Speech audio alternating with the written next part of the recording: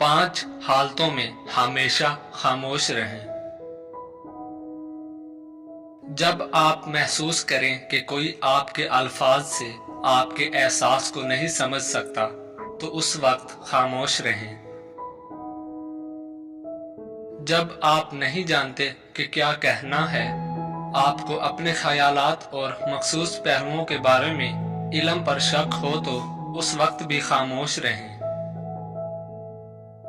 जब कोई दूसरे शख्स पर तनकीद कर रहा हो, तो आपको इस किस्म की मुनफियत का हिस्सा बनने की जरूरत नहीं, इस वक्त भी खामोश रहें। जब कोई गुस्से और नफरत में चीखता है और बुड़बड़ाता है, तो आप खामोश रहने से उस शख्स को आराम देते हैं।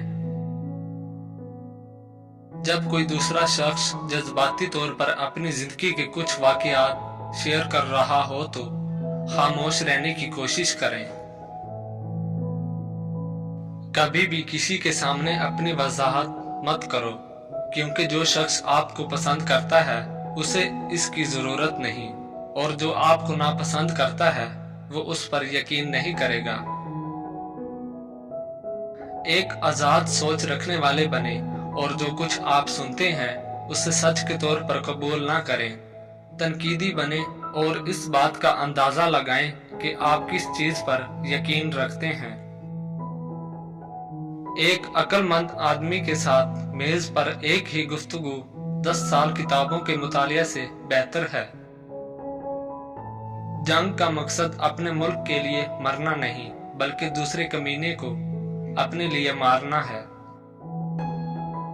बर्फ के टुकड़ों की खूबसूरती की तारीफ करने के लिए सर्दी में बाहर खड़े होना जरूरी है।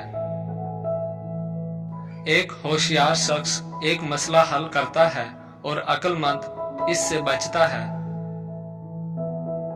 जितना आप जानते हैं उतना ही आप जानते हैं कि आप नहीं जानते।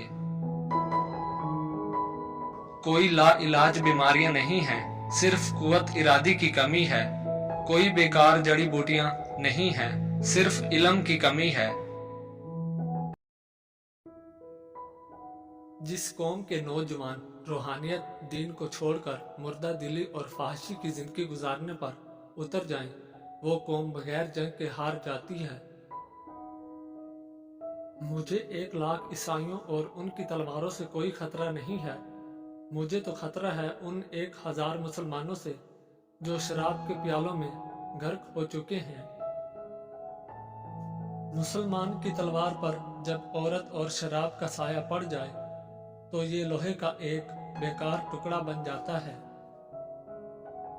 सलेबी और यहूदी हर दौर में इस्लाम की फौज और कौम के दरमियान मुनाफरत पैदा करने की कोशिश करेंगे। जिस कौम के नौजवान बेदार हो जाएं, उस कौम को कोई शिकस्त नहीं दे सकता। एक जासूस पूरे दुश्मन के लश्कर को शिकस्त दे सकता है, और एक गद्दार अपनी पूरी कौम को शिकस्त की जिल्लत में डाल सकता है। हुकूमत, दौलत और औरत का नशा अच्छे अच्छे इंसानों को अंधा कर देते हैं। उस औरत पर हरगिज भरोसा मत करो जो कुंद ज़हन और बेशऊर हो।